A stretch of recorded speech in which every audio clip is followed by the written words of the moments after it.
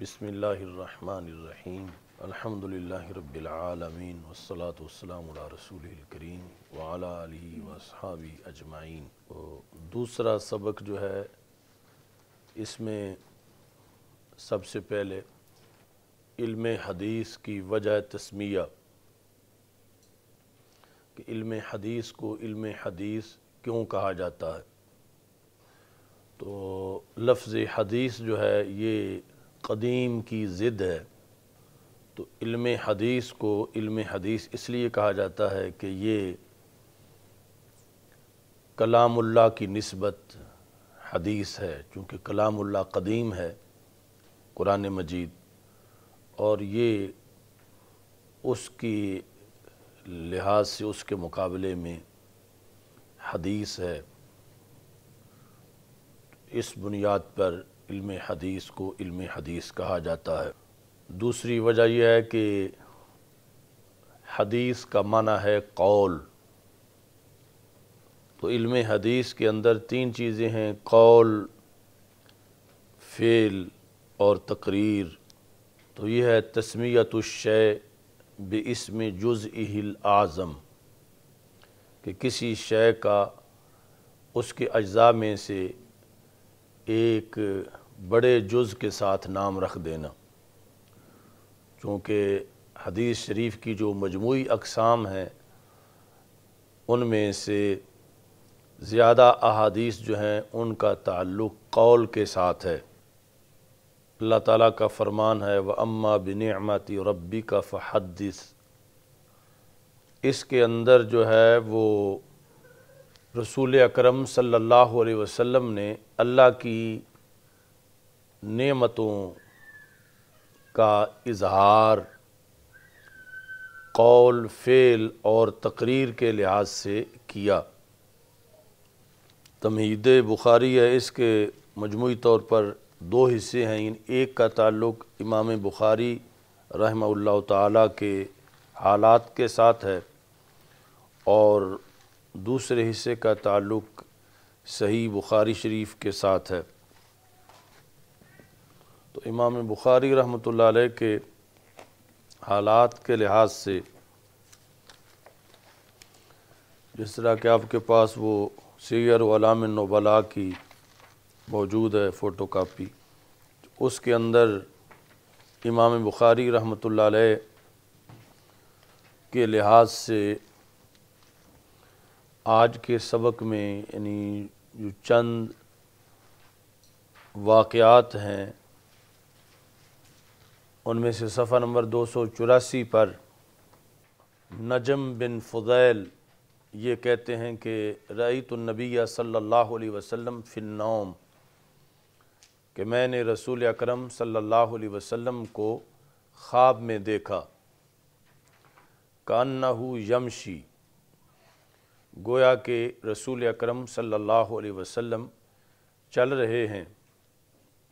ومحمد بن اسماعیل یمشی خلفہ، اور امام بخاری رسول اکرم صلی اللہ علیہ وسلم کے پیچھے پیچھے چل رہے ہیں۔ فَكُلَّمَا رَفَعَ النَّبِيُّ صلی اللہ علیہ وسلم قَدَمَهُ، جب بھی رسول اکرم صلی اللہ علیہ وسلم اپنا قدم اٹھاتے تھے، وَعَدَى محمد بن اسماعیل قَدَمَهُ فی المکان الذی رفع النبی صلی اللہ علیہ وسلم قدمہ، تو جب رسول اکرم صلی اللہ علیہ وسلم قدم اٹھاتے تھے تو امام بخاری رحمۃ اللہ علیہ اپنا قدم اسی جگہ رکھ رہے تھے جہاں سے رسول اکرم صلی اللہ علیہ وسلم اپنا قدم اٹھا رہے تھے۔ اس سے بھی اس خواب سے جو کہ نجم بن فضیل نے جس کا ذکر کیا، یہی ماخوذ ہے کہ امام بخاری رسول اکرم صلی اللہ علیہ وسلم کی اتباع کے اندر اور سرکار دو عالم صلی اللہ علیہ وسلم کی پیروی کرنے کے لحاظ سے اپنی مثال آپ تھے، اور نبی اکرم صلی اللہ علیہ وسلم نے جو احکام دیے، حضرت امام بخاری ان کی حفاظت میں بعد میں اپنا کردار ادا کر رہے تھے۔ 285 صفحے پر امام بخاری رحمۃ اللہ علیہ کے حافظہ کے لحاظ سے ذکر ہے، جس وقت امام بخاری جو ہیں وہ بصرہ میں تشریف لے گئے، یہ 285 کے آخر میں ہے۔ یہ بات امام بخاری رحمہ اللہ تعالی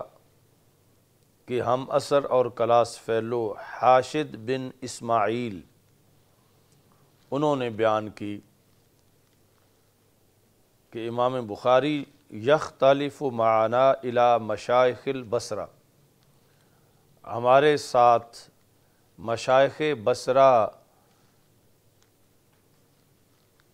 کی بارگاہوں کے اندر آتے جاتے تھے، یعنی جو ان کی علمی مجالس تھیں مشائخ بصرہ کی،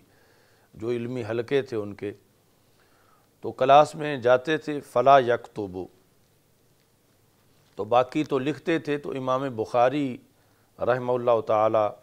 نہیں لکھتے تھے۔ حتی اتی علی ذالک ایام، یہاں تک کہ اس طرح کئی دن گزر گئے کہ دوسرے تو لکھتے تھے تو امام بخاری رحمہ اللہ تعالی نہیں لکھتے تھے۔ فَكُنَّا نَقُولُ لَهُ، تو ہم کہتے تھے امام بخاری کو، حاشد بن اسماعیل کہتے ہیں، ہم خیر خواہی کے نقطہ نظر سے کہتے تھے، اِنَّكَ تختلف معنا، کہ تم ہمارے ساتھ پڑھنے کے لیے آتے ہو پھر جاتے ہو، ولا تکتبو، اور کچھ بھی نہیں لکھتے تم، فما تصنعو، تو پھر تم کیا کرتے ہو، یعنی تم اپنا وقت ضائع کر رہے ہو کہ باقی جو ہیں وہ تو لکھتے ہیں اور تم کچھ لکھتے نہیں ہو۔ تو ہم مسلسل جب ان کو کہتے تھے تو ایسے ہی یعنی 16 دن وہاں پر مختلف مشائخ کی علمی مجالس میں پڑھتے پڑھتے ہمیں گزر چکے تھے۔ جب ہم نے اصرار کیا کہ تم بھی لکھا کرو تو 16 دن کے بعد آپ نے فرمایا، انکما قد اکثرتما علیہ والحتما، کہ تم دونوں نے، حاشد بن اسماعیل اور ان کے ساتھ جو دوسرے ساتھی تھے، انہیں کہا کہ تم دونوں نے مجھ پر بہت رد کیا، اتنے دنوں میں مجھ پہ تنقید کی، اور پھر تم نے بڑا اصرار کیا، الحتما، کہ تم نے اصرار کیا کہ میں بھی لکھا کروں، اور تم سمجھتے ہو کہ میں وقت ضائع کر رہا ہوں۔ تو امام بخاری رحمۃ اللہ علیہ نے فرمایا، فَأَعْرِضَا عَلَيَّ مَا كَتَبْتُمَا، تو تم نے 16 دنوں کے اندر جو لکھا ہے وہ میرے سامنے پیش کرو۔ 16 دن کے اندر جتنا رجسٹر جتنے تم نے لکھے ہیں وہ میرے سامنے پیش کرو۔ فَأَخْرَجْنَا إِلَيْهِ مَا كَانَ عِنْدَنَا، تو جو ہم نے لکھا تھا ہم نے وہ اپنے سامنے رکھا۔ سب جب گنی حدیثیں جو 16 دن میں لکھی تھیں تو وہ 15,000 حدیثیں تھیں، 15,000 حدیث، اتنی یعنی روزانہ وہ پڑھتے تھے کہ 16 دنوں کے اندر 15,000 حدیثیں لکھ چکے تھے باقی ساتھی اپنے رجسٹروں میں، اور امام بخاری رحمہ اللہ تعالیٰ نے کچھ بھی نہیں لکھا تھا۔ تو امام بخاری رحمۃ اللہ علیہ نے ان کو کہا کہ تم اپنا رجسٹر سامنے رکھو، پہلے دن سے جو پہلی حدیث لکھی تھی اس سے لے کر میں تمہیں زبانی سناتا ہوں۔ فَقَرَأَهَا كُلَّهَا عَنْ ظَهْرِ الْقَلْبِ، تو امام بخاری رحمہ اللہ تعالیٰ نے پہلی حدیث سے لے کر آخری حدیث تک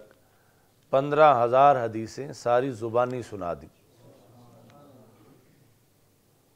حاشد بن اسماعیل کہتے ہیں، حتی جعلنا نحکم کتبنا من حفظہ،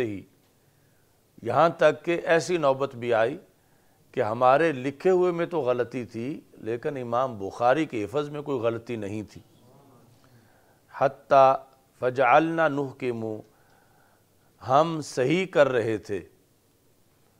کتبنا، اپنی کتب کو، یعنی جو ہم نے لکھا ہوا تھا اس کو ہم صحیح کر رہے تھے، من حفظ ہی، ان کے حفظ کی وجہ سے، کہ وہ جو زبانی بتا رہے تھے اس میں غلطی نہیں تھی، ہمارے لکھے ہوئے میں بعض جگہ پہ غلطی تھی۔ ثم قال، تو پھر آپ نے یہ ارشاد فرمایا، یعنی 15,000 سنا کے آپ نے فرمایا اترون انی اختلف حدرا، کیا تم یہ سمجھتے ہو کہ میں فضول آتا ہوں یہاں پر؟ یعنی تمہارا جو گمان تھا وہ غلط ہے کہ اگر میں لکھتا نہیں تو میں وقت ضائع کر رہا ہوں، میں علم حاصل نہیں کر رہا، تو تم تو صرف لکھنے تک رہتے ہو، میں ساتھ ساتھ حفظ بھی کر رہا ہوں۔ تم یہ سمجھتے ہو کہ اختلف حدرا و اضیع ایامی، کہ میں اپنے وقت کو، دنوں کو ضائع کر رہا ہوں، ایسا ہرگز نہیں ہے، یعنی استفہام انکاری ہے۔ فعرفنا انہ لا یتقدمہ احد، تو یہ حاشد بن اسماعیل کہتے ہیں اس دن ہمیں یہ پتہ چلا کہ امام بخاری رحمہ اللہ تعالیٰ سے کوئی بھی آگے نہیں نکل سکتا، یعنی یہ اللہ نے اس عہد میں ان کو یہ برکت عطا فرمائی ہے اور یہ قوت حافظہ دی ہے۔ آپ حضرات میں سے بھی کچھ نہیں لکھ رہے، کچھ لکھ رہے ہیں، تو شاید جو نہیں لکھ رہے کہ زیادہ قوت حافظہ پر سارا زبانی سنائیں گے۔ اس کے بعد اسی صفحے پر 286 صفحے پہ لکھا ہے، وہ بات تھی بصرہ کی جو عراق کا شہر ہے، تو یہ اگلی بات ہے بغداد شریف کی۔ اس میں یہ ہے کہ ابو احمد عبداللہ بن عدی کہتے ہیں کہ میں نے متعدد مشائخ سے یہ سنا ہے، وہ کہتے ہیں کہ محمد بن اسماعیل بخاری جس وقت بغداد شریف میں آئے، فسمع به اصحاب الحدیث، تو اصحاب الحدیث کو یہ پتہ چلا کہ وقت کے بہت بڑے امام جو مشہور ہیں وہ بغداد شریف میں آئے ہیں۔ اصحاب الحدیث سے مراد ہے علم حدیث کے جو ماہرین تھے، اسپیشلسٹ، یہ لوگ، چونکہ یعنی اس سے مراد یہ موجودہ زمانے میں جو اپنے آپ کو اہل حدیث کہتے ہیں وہ نہیں، چونکہ یہ تو ان پڑھ ہونے کے باوجود بھی ایک دوسرے کو اہل حدیث کہہ دیتے ہیں۔ تو پرانے عرف میں اہل حدیث یا اصحاب الحدیث ان کو کہا جاتا تھا کہ جو کہ حدیث کے شعبہ کے، حدیث کے علم کے ماہر ہوں، بہت سال پڑھا ہو، بہت سال پڑھایا ہو۔ یعنی موجودہ زمانے میں جو عوامی جاہل لوگوں پر محض ایک غلط عقیدے کی بنیاد پر اہل حدیث کا لفظ بولا جاتا ہے، تو یہ ایک غلطی ہے کہ اصل میں جس طرح کہ اہل تفسیر ایک بہت بڑے ماہر کو کہا جاتا ہے جو تفسیر کے علم میں مہارت حاصل کر چکا ہو، تو ایسے ہی حدیث کے علم میں جو ماہر ہو اس کو علمی منصب ہے، یہ اہل حدیث کہا جاتا ہے۔ تو اصحاب الحدیث جو ہیں انہیں پتہ چلا تو فاجتمعوا، انہوں نے آپس میں اجلاس کیا، یعنی یہ چونکہ نو وارد تھے بغداد شریف میں، تو بغداد شریف پہلے بھی یعنی اسلامی دنیا کے حجاز مقدس کے بعد جو اہم مرکز ہیں علم و حکمت کے، ان میں بغداد شریف ہے، تو پہلے بھی وہاں بہت زیادہ مشائخ، شیوخ الحدیث، مدرسین موجود تھے۔ تو انہوں نے آپس میں ایک اجلاس کیا کہ ہم تو ان کو جانتے نہیں، تو یہ نئے نئے آ رہے ہیں، تو ان کا علمی مرتبہ جو ہے وہ چیک کرنا چاہیے، پھر ان کو ماننا چاہیے۔ اس اجلاس میں انہوں نے 100 حدیثیں منتخب کیں کہ ان 100 حدیثوں کے بارے میں امام بخاری رحمۃ اللہ علیہ سے پوچھنا ہے۔ فقالبوا متونها واسانیدها، تو 100 احادیث جو تھیں ان کے اندر تبدیلی کی، ان تبدیلی کی سند اور متن کے لحاظ سے کہ ایک حدیث کی سند دوسرے کے ساتھ لگا دی، دوسری کی سند پہلے متن کے ساتھ لگا دی، اس طرح 100 کی 100 احادیث جو ہیں ان کی سندیں بدل دیں۔ وہاں اس اجلاس میں جو موجود تھے محدثین 10 حدیثیں ان کے ذمہ لگا دیں کہ 10 تم نے پوچھنی ہے، 10 تم نے پوچھنی ہے۔ اس طرح 100 احادیث جو ہیں وہ امام بخاری سے سوال کرنا ہے۔ تو پھر مجمع عام جب لگا اور یہ تھا کہ بغداد شریف کے علماء جو ہیں وہ امام بخاری سے ان کی ملاقات ہے اور وہ کچھ پوچھنا چاہتے ہیں، تو اجتماع عام کے اندر ان میں سے ایک بندہ اٹھا، یعنی ایک محدث 10 میں سے جن کے پاس 10 حدیثیں تھیں، ایک اٹھا اور اس نے کہا کہ امام بخاری سے میں آپ سے کچھ احادیث کے بارے میں پوچھنا چاہتا ہوں۔ تو اس نے اپنی 10 حدیثیں پیش کیں۔ سب سے پہلے ایک حدیث پیش کی تو امام بخاری نے کہا لا اعرفہ، اس نے دوسری پیش کی، آپ نے فرمایا لا اعرفہ، تیسری پیش کی، آپ نے فرمایا لا اعرفہ، یہاں تک کہ اس محدث نے 10 کی 10 حدیثیں پیش کر دیں۔ تو امام بخاری کا یہی جواب تھا لا اعرفہ۔ جب ان کی ختم ہو گئیں تو دوسرے محدث کھڑے ہوئے، انہوں نے بھی اپنی حدیثیں پیش کیں، پہلی، دوسری، تیسری، 10 کی 10 پیش کی، اور امام بخاری رحمۃ اللہ علیہ کا جواب یہی تھا لا اعرفہ۔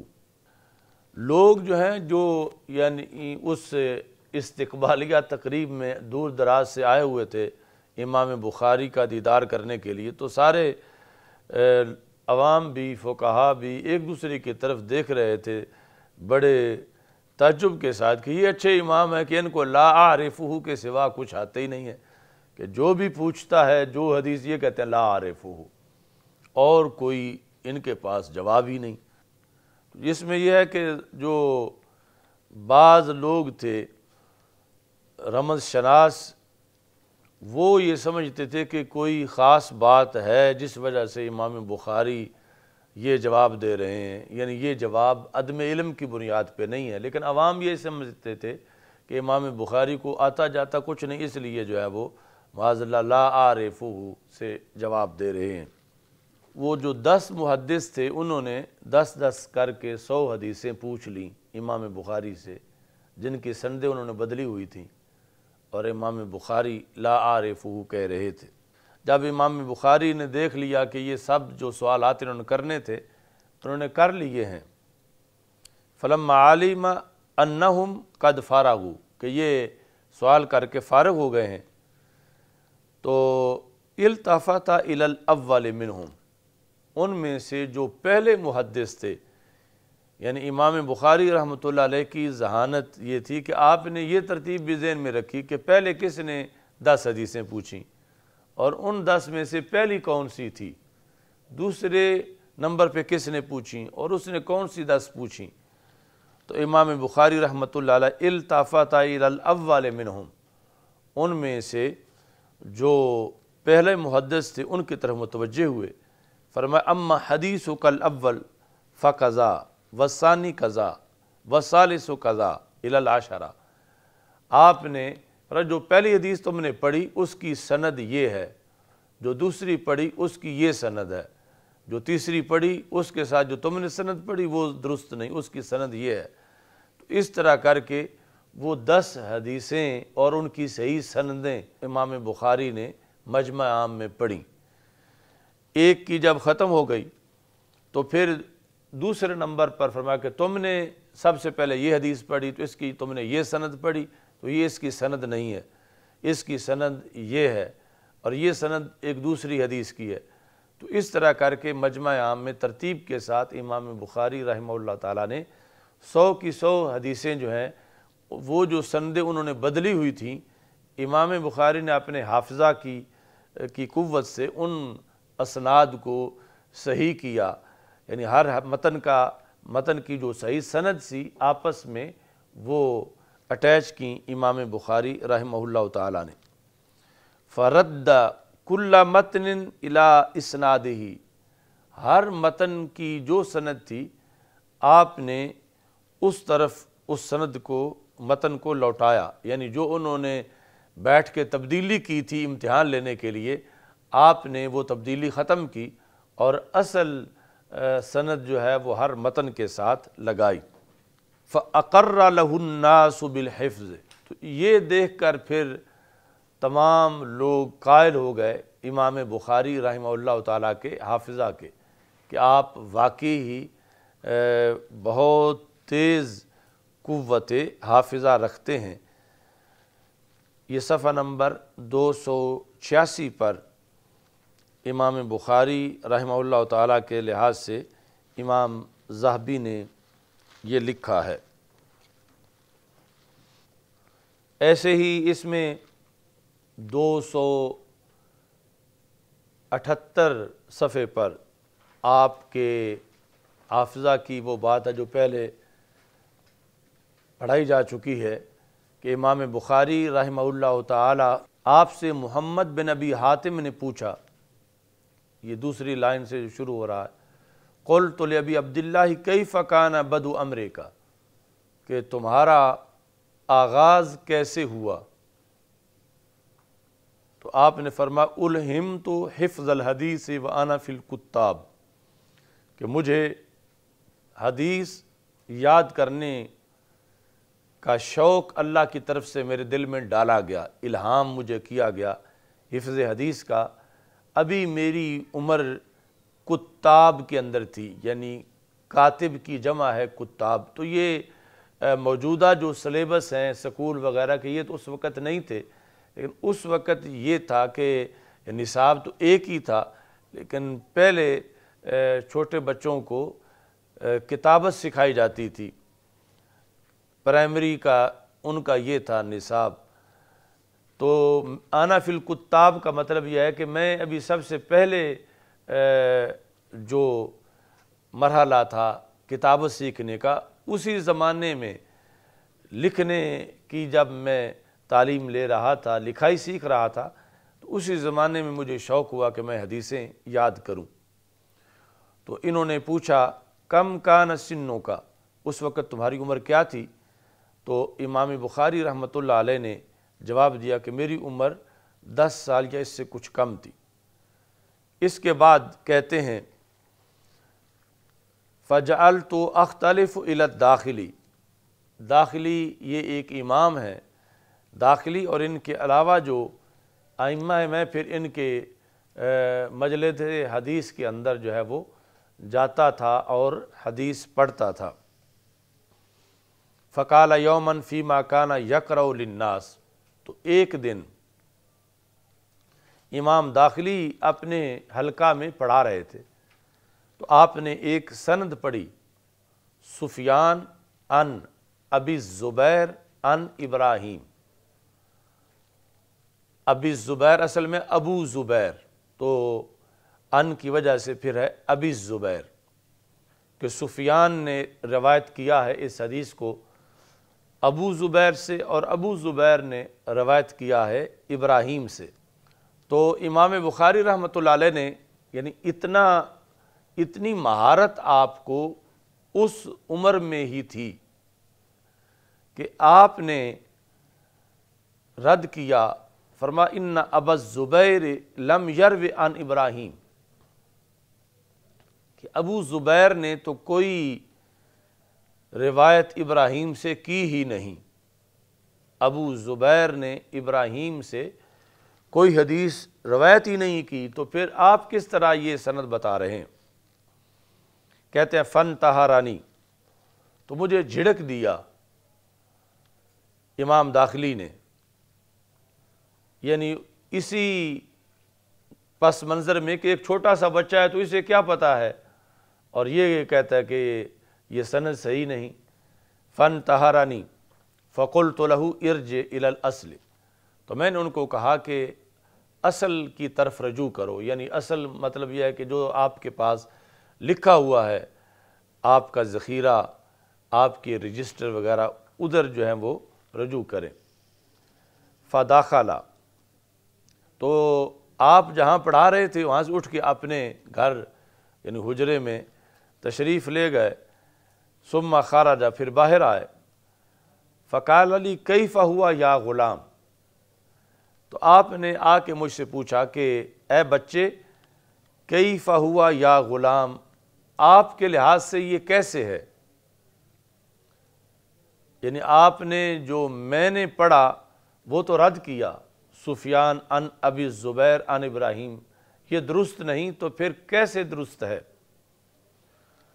تو قلت، کہتے ہیں میں نے کہا ہوا زبیر بن عدی عن ابراہیم، یعنی یہ سفیان عن ابی الزبیر غلط ہے، سفیان ابو زبیر سے روایت نہیں کرتے بلکہ سفیان زبیر سے روایت کرتے ہیں، تو سفیان عن زبیر